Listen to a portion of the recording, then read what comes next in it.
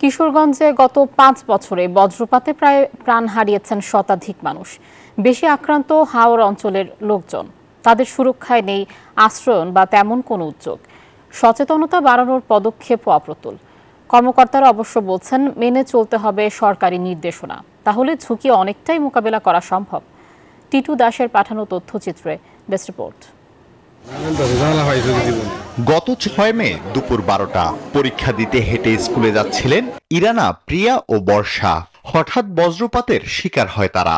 মারা যায় ইরানা ও প্রিয়া, আহত হয় বর্ষা।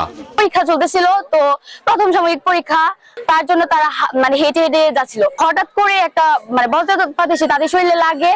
কিশোরগঞ্জে এমন প্রাণহানি ঘটে হরহামেশা। জেলা ত্রাণ ও পুনর্বাসন কার্যালয়ের তথ্য বলছে ২০১৯ সাল থেকে এবছরের মে মাস পর্যন্ত বজ্রপাতে নিহত হয়েছেন ১০০ জন, আহত আরো ১৫ জন। নিহতদের মধ্যে ৭৭ জন কৃষক, ১৫ জন শিক্ষার্থী ও ৮ জন গৃহিণী। বৈশাখ ও জ্যৈষ্ঠ মাস ধান কাটা আর মাছ ধরার সময়, ঝড় বৃষ্টির সঙ্গে বজ্রপাতও এই সময়ে বেশি হয়, তাই প্রাণহানিও বেশি।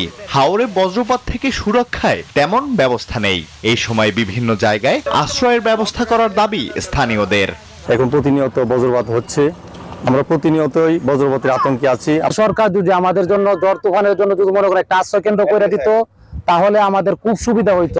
বজ্রপাত থেকে রেহাই পেতে আবহাওয়া অধিদপ্তরের নির্দেশনা মেনে চলার পরামর্শ সংশ্লিষ্টদের। বজ্রপাত থেকে বাঁচার জন্য, জানমালের ক্ষয়ক্ষতি কমানোর জন্য আমাদের সদর দপ্তর কিছু পরামর্শ দিয়েছে। আমরা যদি সেগুলি মেনে চলি, তাহলে আমরা অনেকাংশে নিরাপদ থাকতে পারবো।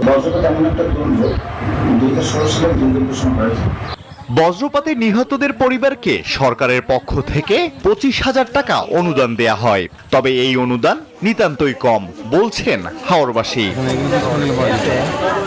আল হাদি খান, ডেস্ক রিপোর্ট, নিউজ 24।